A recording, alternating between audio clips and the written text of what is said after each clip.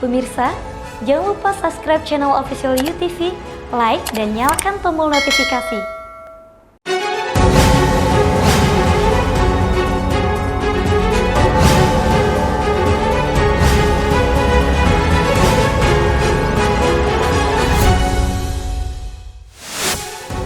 Seorang pemuda nekat melakukan percobaan pembobolan 2 mesin ATM di Swalayan Pinang Sentosa, Tanjung Pinang. Seorang wanita diduga melakukan aksi pencurian perhiasan di sebuah toko emas Tanjung Pinang terekam kamera CCTV. Wali Kota Tanjung Pinang Rahma dan Wakil Wali Kota Tanjung Pinang Endang Abdullah kompak tidak hadir dalam sidang panitia hak angket DPRD Tanjung Pinang. Halo pemirsa, kita berjumpa dalam program U-News. Program ini memberikan informasi bermakna kepada Anda mengenai sejumlah peristiwa menarik di tanah air. Bersama saya, Fahrian Bahri, dan inilah U-News lengkapnya. Seorang pemuda nekat melakukan percobaan pembobolan 2 mesin anjungan tunai mandiri ATM di Swalayan Pinang Sentosa, Tanjung Pinang, Kepulauan Riau. Pelaku gagal membobol mesin ATM karena aksinya dipergoki petugas keamanan Swalayan. Dalam aksinya, pelaku menggunakan sebilah parang. Seorang pemuda berinisial MS berusia 19 tahun diamankan kepolisian sektor Polsek Tanjung Pinang Timur karena diduga menjadi pelaku pembobolan 2 mesin ATM yang berada di Swalayan Pinang Sentosa, Kota Tanjung Pinang, Kepulauan Riau. Kepala Kepolisian Sektor Tanjung Pinang Timur, AKP Syafruddin mengatakan, sebelum diserahkan ke polisi, saat beraksi pelaku terlebih dahulu dipergoki petugas keamanan Swalayan. Saat itu, pelaku membawa sebilah parang yang diduga akan digunakan untuk membobol mesin ATM. Untuk penanganan kasus ini, pelaku dan sejumlah barang bukti telah diamankan. Sementara mesin ATM yang sempat rusak pasca percobaan pembobolan, kini sudah bisa kembali digunakan. Kejadian daripada pembobolan di sini, percobaan yang dilakukan oleh tersangka yang berinisial MS. Berusia 19 tahun yang beralamat di Desa Renggo Bintan, yaitu Teluk Sebung, Bintan. Sementara untuk tersangka udah kita kenakan daripada pasal 363 untuk 53 KUHP pencurian dan pemberatan. Sementara itu, pelaku nekat melakukan aksi tersebut karena beralasan butuh uang untuk membeli handphone, membayar sewa mobil yang ia rental, dan keperluan sehari-harinya. Lihat seperti tidak ada, baru masuk ke ATM, Udah sempat dibongkar itu ATM-nya? Belum. Terus apa yang sempat? Baru pintu pertama yang sebelum itu. Pakai apa bongkarnya? Pakai parang. Udah sebelum sempat dibuka ketahuan ya. Siapa yang lihat?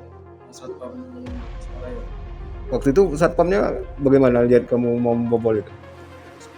Langsung tangkap. Terus dibawa kemari. Dari Tanjung Pinang, Kepulauan Riau, Muhammad Hoirudin, UTV mengabarkan. Seorang wanita diduga melakukan aksi pencurian perhiasan di sebuah toko emas di Tanjung Pinang terekam kamera CCTV. Saat beraksi, pelaku berpura-pura sebagai calon pembeli.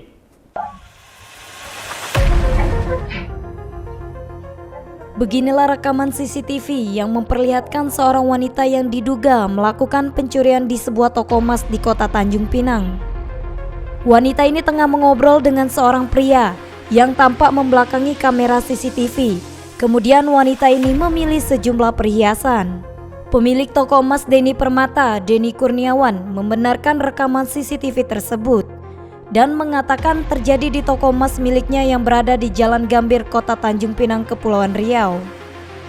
Ia mengaku menjadi korban pencurian pada Rabu 22 Desember kemarin. Denny menduga wanita yang terekam di CCTV tersebut diduga pelaku pencurian emas di toko miliknya. Biasanya dia datang nanya-nanyain bang, nanya-nanya emas dengan harga sekian-sekian gitu. Saya keluarin lah satu persatu bang. Saya keluarin satu persatu. Lalu waktu saya balik badan ke belakang saya menimbang satu barang lagi, sudah bergerak. Denny mengatakan wanita yang usianya diperkirakan 30 tahun tersebut sebelumnya mendatangi toko miliknya dan kemudian berpura-pura ingin membeli kalung emas. Setelah beberapa menit melihat-lihat kalung yang sudah Denny keluarkan, pelaku ternyata tidak membeli satu kalung pun dan justru diduga menyelipkan salah satu kalung dengan kisaran harga 5 juta rupiah. Kemudian wanita ini pun pergi. Setelah merasa kehilangan, Denny sempat mencari keberadaan wanita tersebut, akan tetapi tidak ditemukannya. Ya, soalnya malam saya cari pun, saya putar pun udah nggak lagi bang. Saya putarin seluruh pasar ini bang, nggak menemukan lagi. Cuma sekitar orang pasar menjumpai dia masuk cepat, masuk cepat ini segala macam. Cuma saya kejar lagi juga udah nggak ada lagi bang. Jadi dari yang temuin itu dia sempat masuk ke beberapa toko lainnya, Banyak. toko emas gitu. Ada yang masuk juga. Oh, toko emas yang lainnya? Juga masuk. Hingga saat ini, Denny belum melaporkan kasus ini kepada pihak kepolisian. Ia berharap ada itikat baik dari pelaku untuk mengembalikan kalung emas tersebut. Dari Tanjung Pinang, Kepulauan Riau, Muhammad Hoirudin, UTV mengabarkan. Wali Kota Tanjung Pinang Rahma dan Wakil Wali Kota Tanjung Pinang Endang Abdullah kompak tidak hadir dalam sidang Panitia Hak Angket DPRD Tanjung Pinang di Senggarang pada Kamis 23 Desember. Panitia Hak Angket DPRD Tanjung Pinang pun angkat bicara terkait ketidakhadiran Rahma tersebut.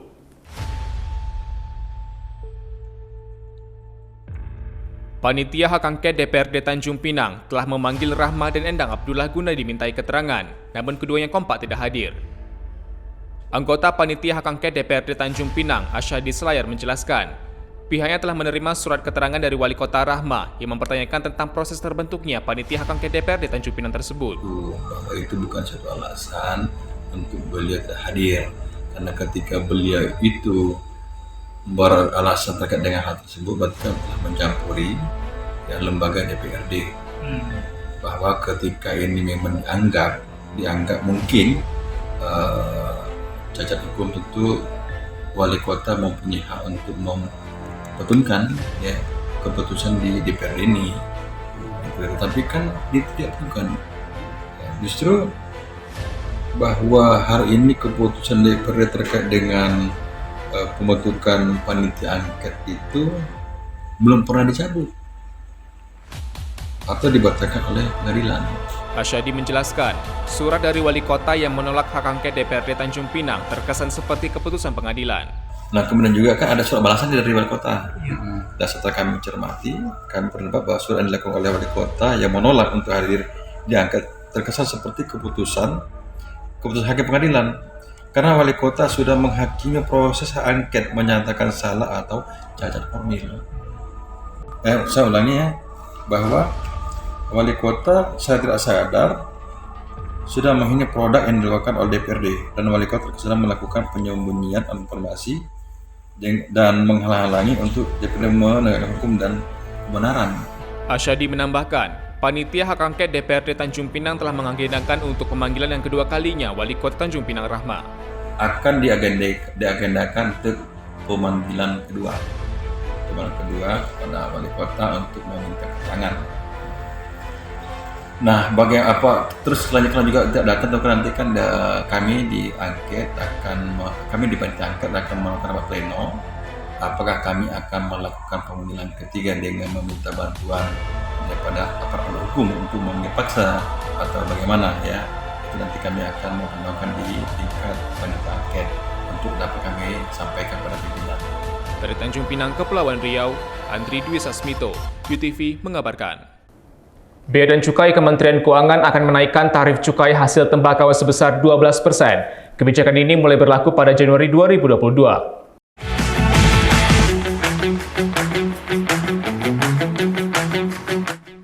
Pemerintah melalui Peraturan Menteri Keuangan menaikkan rata-rata tarif cukai hasil tembakau atau CHT sebesar 12% yang akan mulai diberlakukan pada Januari 2022 mendatang.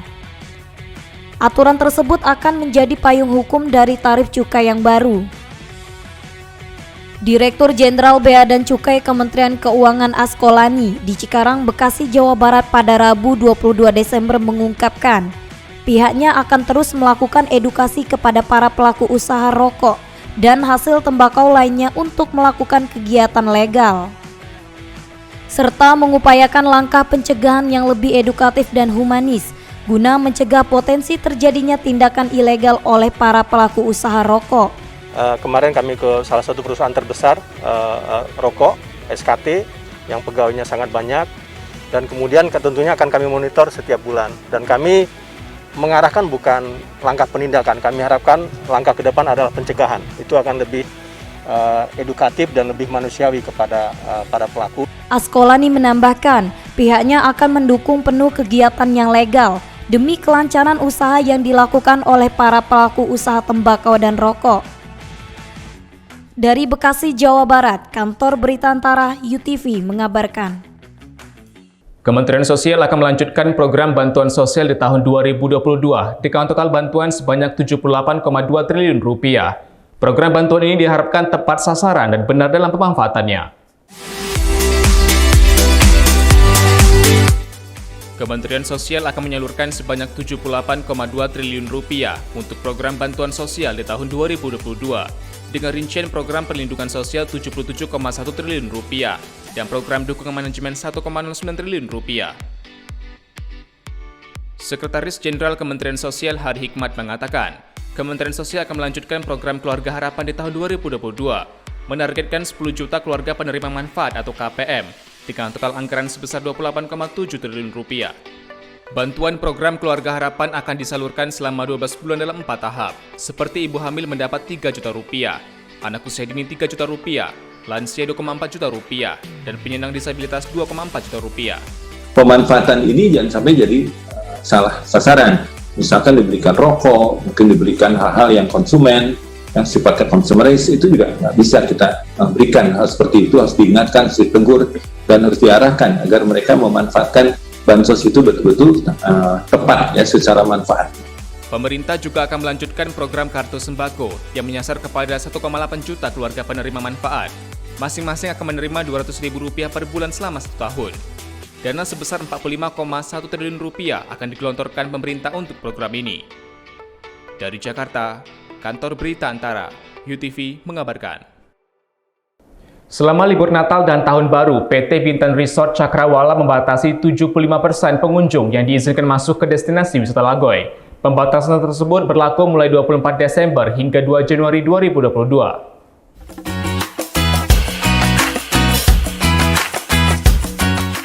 General Manager PT Bintan Resort Cakrawala, Abdul Wahab mengatakan, saat ini pihaknya hanya menampung 75% dari total 20.000 pengunjung sebelum kondisi COVID-19. Penerapan 75% pengunjung tersebut berlaku di 3 destinasi wisata di kawasan Lagoy, yakni Lagoy Bay, Kristal Lagun Bintan, dan Taman Safari. Setiap tempat wisata tersebut memiliki daya tampung pengunjung yang berbeda-beda. Rata-rata Lagoy Bay dikunjungi sebanyak 10.000 pengunjung, Kristal Lagun Bintan 5.000 pengunjung, dan Taman Safari 3.000 pengunjung. Kondisi itu sebelum masuk pandemi COVID-19 melanda Indonesia, termasuk wilayah Kabupaten Bintan, khususnya Bintan Lagoy. Abdul Wahab menambahkan, pengunjung yang bisa masuk ke destinasi wisata Lagoy harus sudah melakukan vaksinasi dosis pertama dan kedua. Dan juga kami sudah mendapat keizinan daripada gugus tugas. Orang yang masuk ke dalam Bintan Resort, mereka harus dinyatakan sudah hijau, yaitu sudah mempunyai 2 kali vaksinasi, yaitu pertama vaksinasi dan juga vaksinasi kedua. Kalau orang-orang itu tidak mempunyai sertifikat vaksinasi ataupun hanya mempunyai 1 vaksinasi, kami minta maaf, kami tidak akan boleh menerima tamu-tamu ini masuk ke dalam Bintan Resort, karena ini adalah salah satu arahan yang datang daripada gugus tugas yang harus kami melakukan. Dari Bintan, Kepulauan Riau, Andri Dwi Sasmito, UTV mengabarkan. Gubernur DKI Jakarta Anies Baswedan mengimbau agar warganya menghindari tempat-tempat yang belum memiliki fasilitas pemindahan peduli lindungi. Gubernur Daerah Khusus Ibu Kota DKI Jakarta Anies Baswedan memimpin apel operasi Lilin Jaya 2021 di Polda Metro Jaya, Jakarta pada Kamis 23 Desember. Usai pimpin apel, saat menemui awak media, Anies mengimbau warga Jakarta untuk memastikan tempat atau kegiatan yang dikunjungi, seperti tempat wisata, kuliner, maupun ibadah, memiliki fasilitas pemindaian peduli lindungi. Menurut Anies, hal ini diperlukan sebagai kunci penting dalam deteksi orang yang sudah atau belum divaksinasi COVID-19 hingga yang bergejala. Oleh karena itu, apabila ditemukan tempat yang tidak menyediakan pemindaian peduli lindungi, Anies menyarankan warganya untuk menghindari tempat tersebut.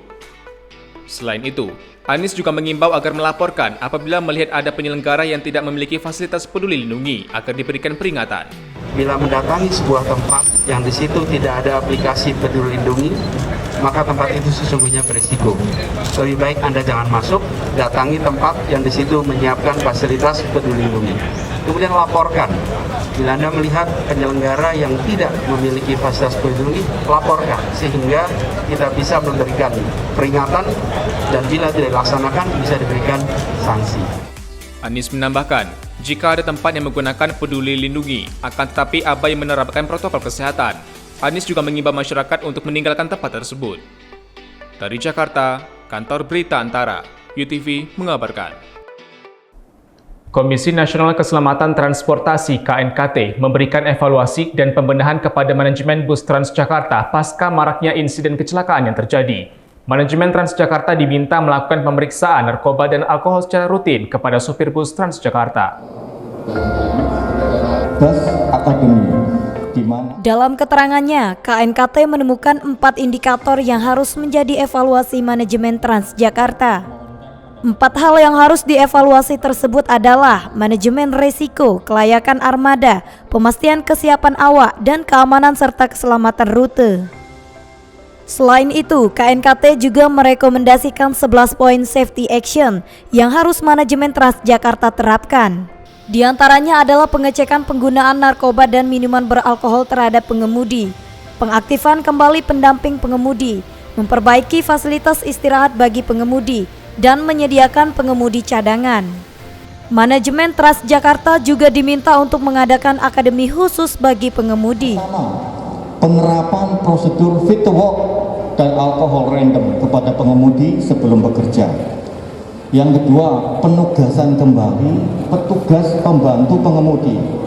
Yang ketiga, penugasan pengemudi langsir untuk menyediakan waktu istirahat bagi pengemudi utama. Ini untuk memutus mata rantai yang menyebabkan fatigue pada pengemudi.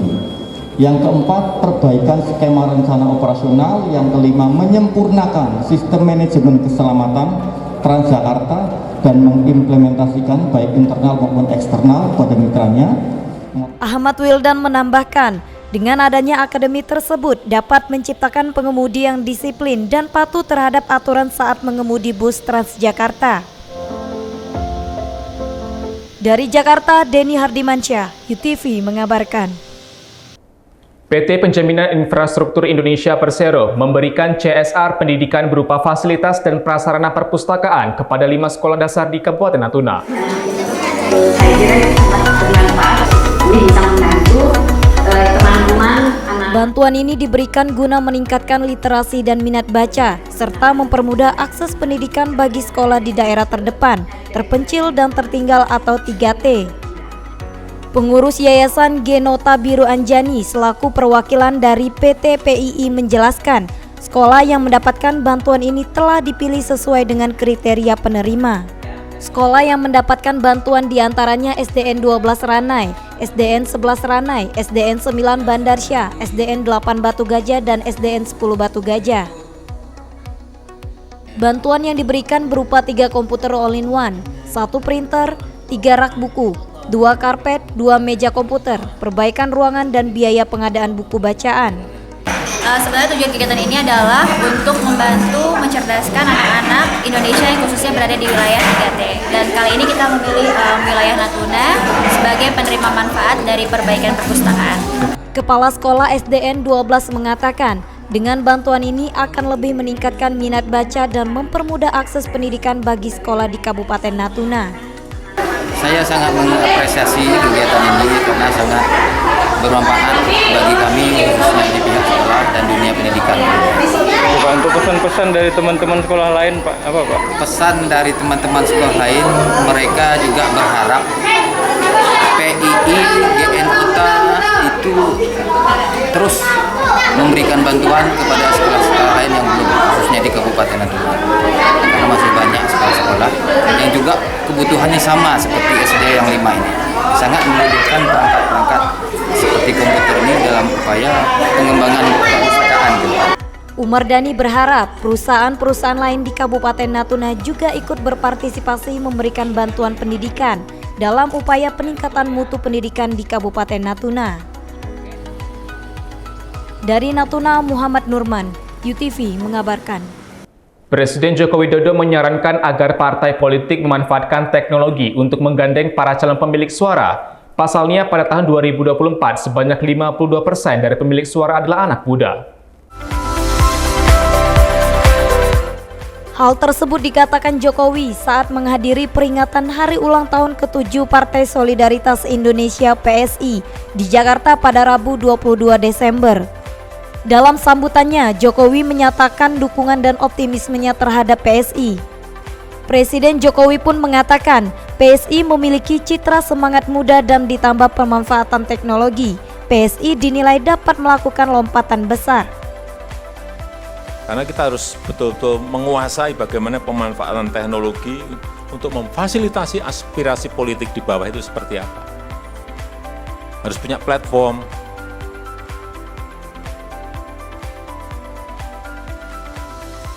Bagaimana teknologi membantu partai politik dalam menjalankan peran agregasi kepentingan-kepentingan masyarakat.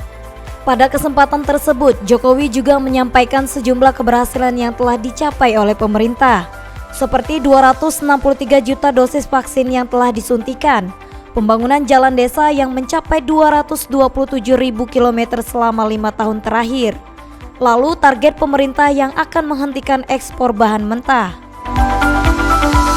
Dari Jakarta, Kantor Berita Antara, UTV mengabarkan. Gereja Kristen Protestan Simalungun (GKPS) yang berada di Sejang, Tanjung Pinang siap menerapkan protokol kesehatan sebagaimana anjuran dari pemerintah. Untuk perayaan malam Natal pada 24 Desember 2021 nanti, jemaat yang melakukan ibadah Natal di gedung GKPS Tanjung Pinang akan dibatasi sebanyak 50%. Hal tersebut dikatakan Hendrik Barus, pendeta GKPS Tanjung Pinang. Hendrik mengatakan, persiapan penerapan protokol kesehatan seperti penyediaan tempat cuci tangan, hand sanitizer, dan alat pengukur suhu sudah dipersiapkan. Bukan hanya itu, para jemaat GKPS yang akan beribadah pada malam Natal wajib menggunakan masker. Jadi kita di sini kapasitas Natal tetap 50%. Dan untuk masalah kebersihan gerejanya kita tetap ikuti sesuai dengan anjuran pemerintah. Untuk hand sanitizer, lalu jemaat diharuskan untuk tetap memakai masker di dalam perayaan Natal, begitu juga di dalam setiap kegiatan ibadah. Itu di jemaat kita di sini memang tidak perlu menunjukkan kartu vaksinasi, tapi di dalam pendataan majelis jemaat sudah 70% jemaat di sini sudah divaksinasi.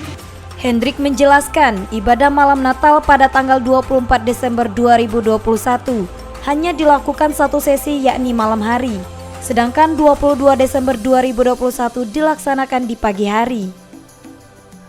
Dari Tanjung Pinang, Kepulauan Riau, Ardiansyah Putra, UTV mengabarkan. Terima kasih telah menyaksikan informasi yang kami sajikan. Tetap saksikan Yunus selanjutnya. Salam sehat, sampai jumpa.